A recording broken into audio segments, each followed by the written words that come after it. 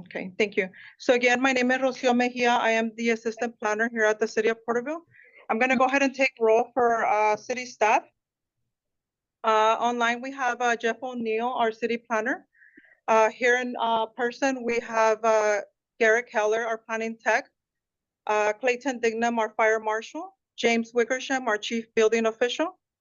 And then online, we also have Robert Alvarez, field services manager, David Payne, our water utility superintendent. Okay, and I think that's it. Okay, so we're going to go ahead and start the meeting today at 1:37, July 3rd, 2024. Okay. The meeting that we have here is for project number 2024-023 for the application. The owner is OCSM Capital LLC, and the applicant is Karina Chavez. This is an application which is proposing a change in occupancy. Okay, we're going to go ahead and allow the time for any oral communications that you may have. And this is in regards to the project review committee and not in the project specific. So are there any comments right now? We can go ahead and allow for that. No. No. Okay. So hearing no comments, we're going to go ahead and continue. So again, the project is for Lashsaw Boulevard for personal services. The applicant is proposing a change in occupancy located at 13 West Oak. The APN 253-171-017. The property is zoned downtown retail north of Olive and has a general plan land use designation of downtown retail. Are you able to hear me clearly? We're having some feedback here. Yes, I could hear clearly. Okay, let me lower the volume then. I don't know if that would help. Okay. Okay, so we can go ahead and start with the planning comments. So the planning comments are very straightforward. First of all, the property is located in the downtown, so you'll need to comply with the downtown design guidelines, and we'll provide you with that information. Also, the windows must comply with section 204.04. And we are classifying this business as a personal services for Lashsaw Boulevard.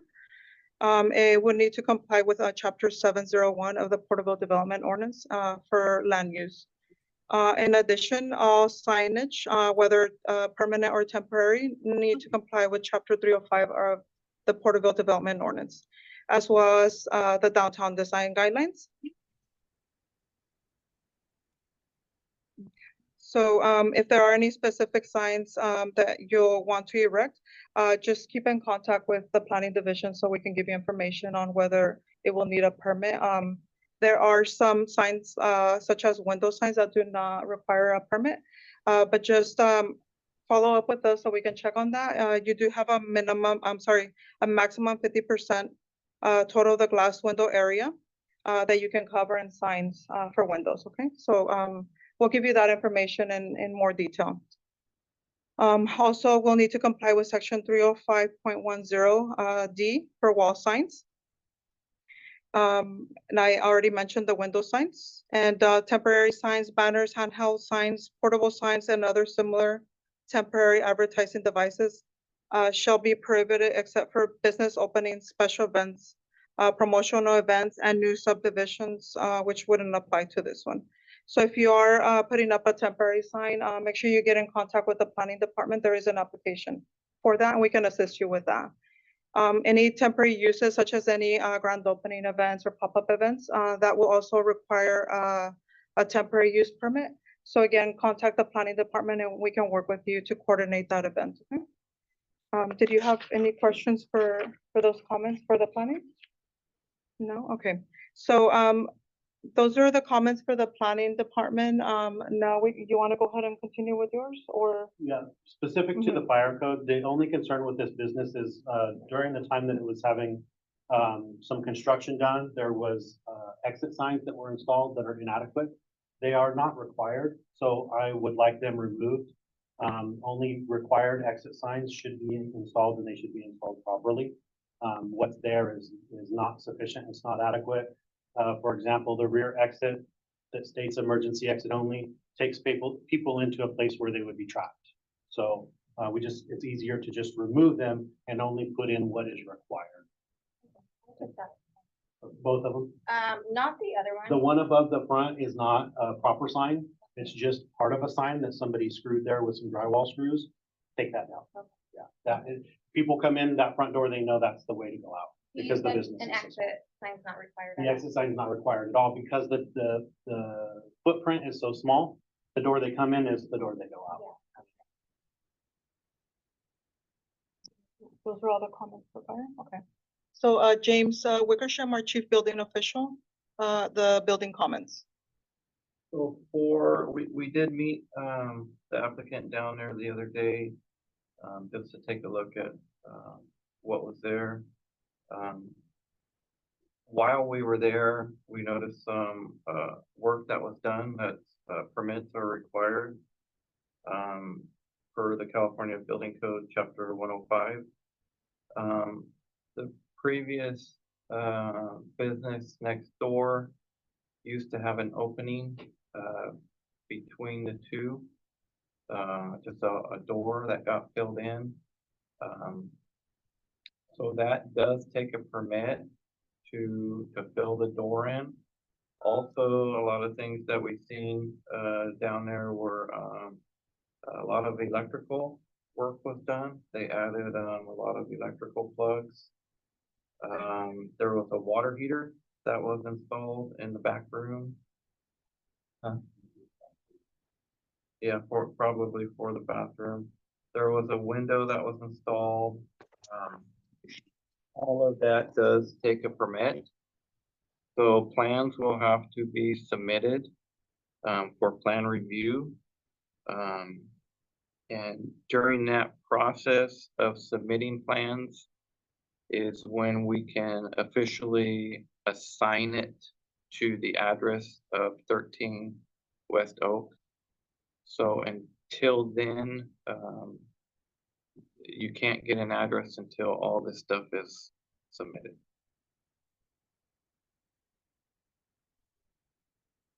Was there any questions or comments from the property owner?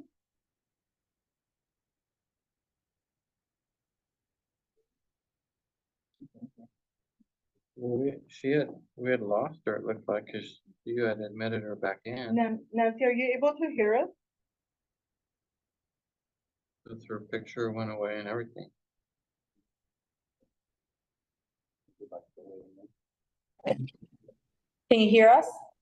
Yes, we can hear you now. Okay, so my question is that, the window was only replaced because of a broken window with the, that has been there for a while from homeless people. Before Mr. Clayton gave me a call 2 days ago, someone notified me, another tenant, that another building was vandalized by homeless people. 3 of my windows were broken. So you tell me, I'm already losing money by vandalism, that you guys are not doing anything with the homeless. Now, every single time a glass gets broken, I'm gonna replace those windows. Am I gonna go into the city, get a permit for each one? So, ma'am, I'll answer that question. We're not modifying the structure of the building because The structure was not replaced. the wind, ma'am- yeah, yes. So this is Clayton. I did speak with you on the phone the other day. Mhm. So if you were just to come in, for example, that front window that we're looking at on the screen now, if someone broke just that pane of glass and you were to just replace that pane of glass, you would not be required to get a permit.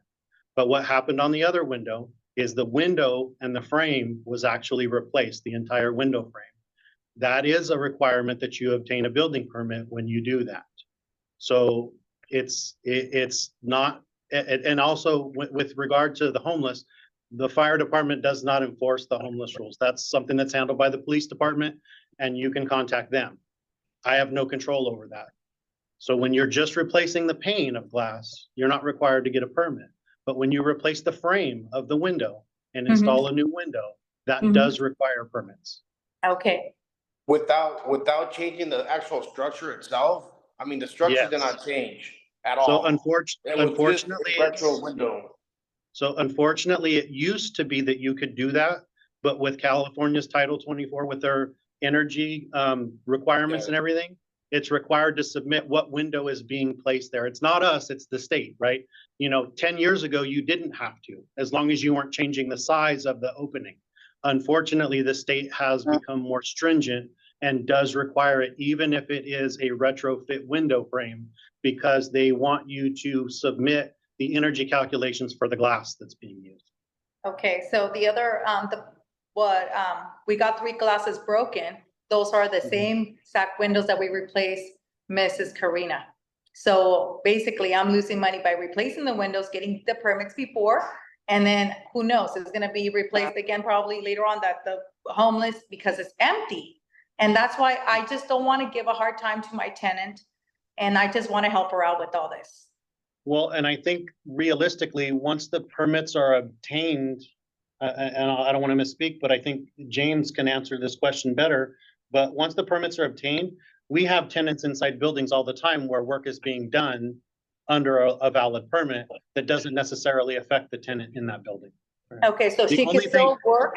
Yeah, She because can still work. because ultimately what's required also is through this permitting process is when the building division actually assigns her address to that suite. So she can continue to work while all this is going on, right? Because it's a formality is what we're trying to say. These things were done where permits were required. We're kind of after the fact saying you need to get the permits because we have to treat you like we treat everyone else. And then we go through that process, right? Then it'll cause an inspection. If there's any corrections that need to be made, James can give you those corrections. And then you have time to do that. Usually we give 30 days or something like that to make any corrections. So ultimately our goal, we're doing this kind of backwards. But it would not hinder the tenant from operating there. We haven't seen anything that renders the building, that suite unsafe. Okay, thank you. I'm more concerned about her business because obviously she's paying rent and it's very expensive. But anyway, so there's no problem on getting the permits. So, And then- so ultimately, as soon as Okay. you apply for the building permits, the address can be issued to the suite and then finance can issue the business license now that there's a physical address. Okay, we'll do that then. Because we're like I mentioned to you, we're from Orange County, so I'll drive next week on Monday or Tuesday to start the process. So the Okay. permit that you're asking is for the 2 doors that were covered. There was 2 doors. There was no structural change to that either. Right, but you framed in an opening, so that's, again, it's framing is the requirement. But why would that be if you're just covering us? It's like you have a hole. I don't get that. So in section 105 of the building code, it states permits required, and I can send Can you you send me that a code copy of that, please? Can you send me a Yeah. copy of that? Yeah, and let me finish. It says, anytime you alter, demo, construct, modify, but basically anything. There was no you- demo, there's no modifications, there's none of The that. modification The was closing the door. modification is closing up a door. Okay. Okay, so it's, Modification. It's a pretty simple process, just submit the plan. She has a floor plan here, you guys can use that floor plan. And Mhm. just add where the work was being done, that's it. And also just to save you the trip, they will accept plans electronically. okay, yes, because, So if we can avoid, putting you out to have to drive all the way up here, a lot of this stuff could probably be taken by electronic submittal and we can move forward. okay, so you guys are required, you want me to apply for the permit for the window replacement, Mhm, for the 2 doors that were covered, mhm. And the electrical, there was nothing, I think there was nothing done for the electrical. I know they just, they Cover. did covers for them because the wall is brick and they left the piping outside. We couldn't do much with that. Yeah, and there's electrical conduit that's new and new outlets. The Yeah, outlets we're- I know because I wanted to look the place nicer and cleaner. And I did tell my guys to replace the outlets. Yeah, so those are new.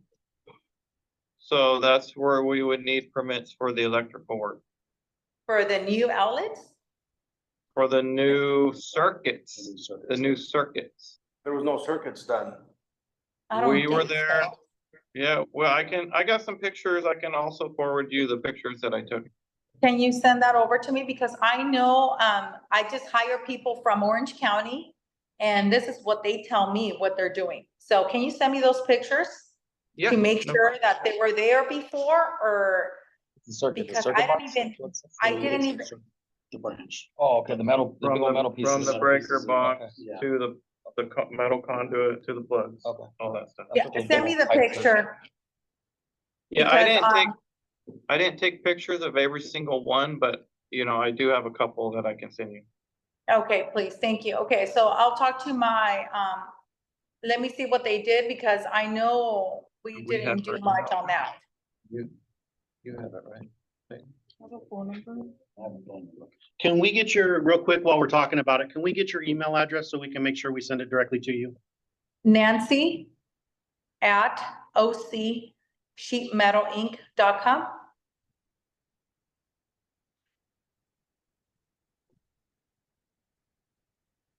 Perfect.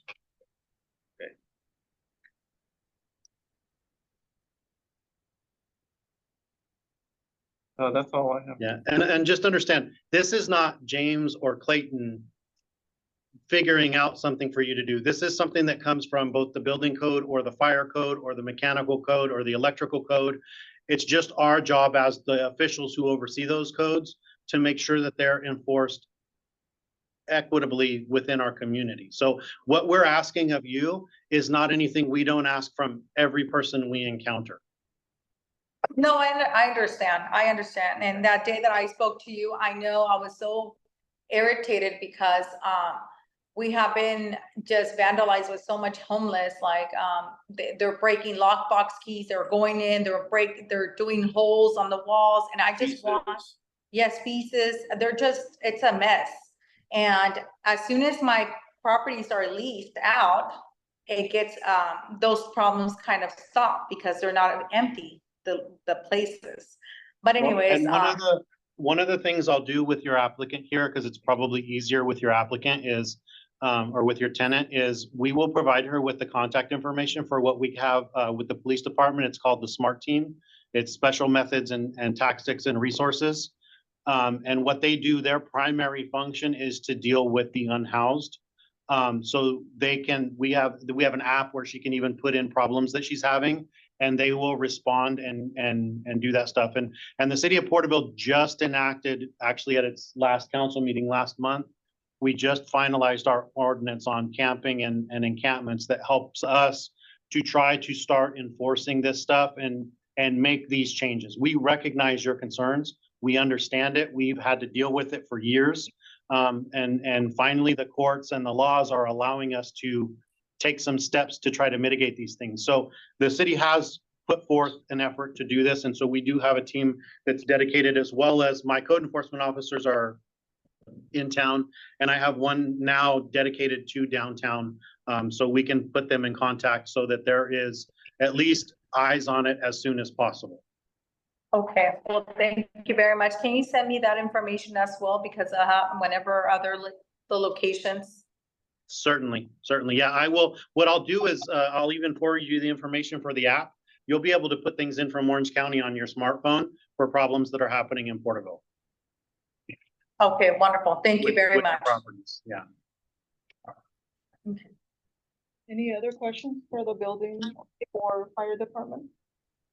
You wanna bring up? I do, after we're done with this, Nancy, I do want to discuss another issue with you, but it's outside the scope of this project. So once we're finished with Okay. this and all the departments have had an opportunity, I do want to discuss one other issue with you, James and I. Okay, perfect. You didn't have any questions or comments for the team? No. Okay.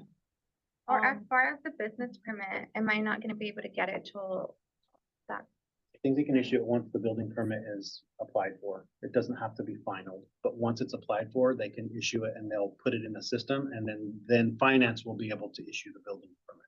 I mean, the business license. Yeah, I had already. It's already in the It's- system. It's in the system? Yes, that's why we. Right, but the address is not official yet. Oh, yeah, no, there's He no has, address right until now. he clears it, then it has to. So it's just a formality, so it's just a matter of, as soon as they get that submitted, he can say, okay, we were good, go ahead and release it, here's your license, you're good. Yeah, no, don't worry. I'll take care of that right away. Thank you. And for the engineering department, at this time, they don't have any comments. From the water department, does anybody have any comments for the applicant? No comments at this time from water. Okay. And, field services, do we have anyone representing? No comments from field services. Okay. And I believe that's all the departments, correct? Correct. Yes, okay. So no other questions for Yeah, city staff? you're gonna reach out to me when all that's done, or like, Civil electrical. For the business Yeah. license? The business license department. will call no you. contact. I believe that's all the comments from, city staff. If there are no other questions, we can go ahead and end the meeting now.